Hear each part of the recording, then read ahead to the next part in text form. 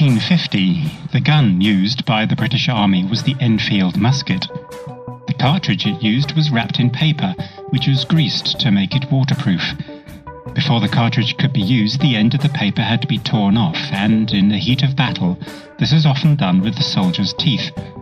In India at that time, many of those soldiers were not British but local Muslim and Hindu Indians, because one of the curious quirks in the history of India is that at that time it was not ruled by the British Crown, but by a British trading company, the East India Company. There were many reasons for the resentment which grew up against the oppressive rule of the East India Company, but it was a new batch of those Enfield musket cartridges which proved to be the final straw. Muslim soldiers believed the lubrication on the paper was pig fat. Hindus took it to be cow fat, and the idea of this, let alone putting it into their mouths, was deeply offensive to their respective religions. Looking also to the influx of European Christian missionaries, the soldiers even suspected it to be part of some plan to convert them to Christianity. It was enough to trigger a revolt, which quickly became a general rebellion against the British. Hundreds of Europeans were killed and many more Indians died in the struggle, until it was eventually put down in 1858. In the aftermath, the British Crown took control of the administration of India. Queen Victoria was now on the way to becoming Empress of India. The British Raj had begun. Alongside the brutal reprisals by British troops, the government was keen to learn the lessons from the rebellion, and important reforms were instituted. Among these was the refining of the Penal Code, which in 1860 had an article added which dealt with offences relating to religion, Article 295.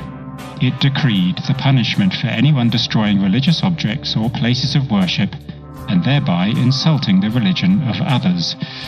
So started an attempt to curb religious-inspired violence, but the authors of this article could never have known the dreadful consequences of their actions.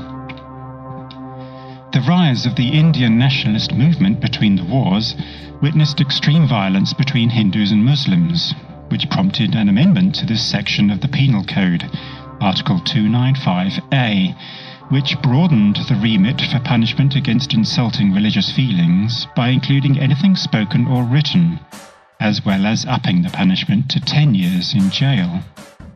After the Second World War, Pakistan and India were established as independent states, and 9 years later Pakistan declared itself an Islamic republic. 20 years later, the Army Chief of Staff, Mohammad Zia-ul-Haq, staged a coup and took power. He instigated Sharia law, and during his reign, the religious section of the Penal Code, which Pakistan had inherited, was considerably enhanced. Now it was overtly in the defense of Islam and the Prophet Muhammad. It was now punishable by life imprisonment or even death for any damage to a Quran, any spoken or written word or even insinuation against the Prophet Muhammad, his wives, his family, and his companions. It also specifically added laws against Ahmadis, an Islamic sect, forbidding them to even call themselves Muslim or their place of worship a mosque. Because of the Sharia law instigated by Zia, these statutes had the appearance of, to many in Pakistan, of coming from the Quran, and as a result, inviolate. If you are arrested for blasphemy in Pakistan, you have no real defense because even the charge cannot be read out in court, because that would be blasphemy. It's all down to the word of the witnesses.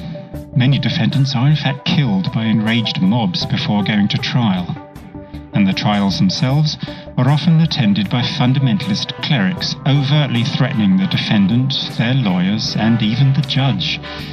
Much power in Pakistan is wielded by the clergy, and as you might expect, without much effort, they've managed to find a verse from the Quran, which they use to justify Section 295A. And now, in 2011, two major politicians have fallen to this law, which they wanted reformed. In January, the governor of Punjab, Salman Taseer, was shot dead by one of his own guards. A few months later, the Pakistani Minorities Minister Shahbaz Bhatti was murdered by gunmen. Although these murders shocked many in Pakistan, there were many others who held the killers to be heroes because they had killed for Islam. It's true, many factors have conspired to reach this point, but what we can take from this is that the law progressed from an initial attempt to tackle religious-inspired violence and ended up with people gleefully being murdered because they dared just to question the law. Pandering to the sensibilities of religions by giving them a right to not be criticized is clearly a dreadful, slippery slope, and we could not have a clearer example of where it can lead than in Pakistan. Yet, believe it or not, for the last 12 years, Pakistan has led a number of mainly Muslim countries to repeatedly petition the United Nations Human Rights Council to adopt a resolution to outlaw criticism of religion. They've presented this as an attempt to protect human rights, of course, but as Pakistan is behind these attempts, we can only be deeply suspicious of their motives. However, in a triumph of reason, in March 2011, these countries finally backed down against the onslaught of more enlightened countries, who see these resolutions for what they are, a curtailment of free speech and a free hand to persecute religious minorities. The United Nations Human Rights Council will now focus on protecting believers rather than protecting beliefs. However, these Islamic countries warn that they may still try again if they think the West is not doing enough to protect believers, which would be funny if it wasn't so bitterly tragic for Salman Taseer, Shahbaz Bhatti, and all the others who suffer under anti-blasphemy laws.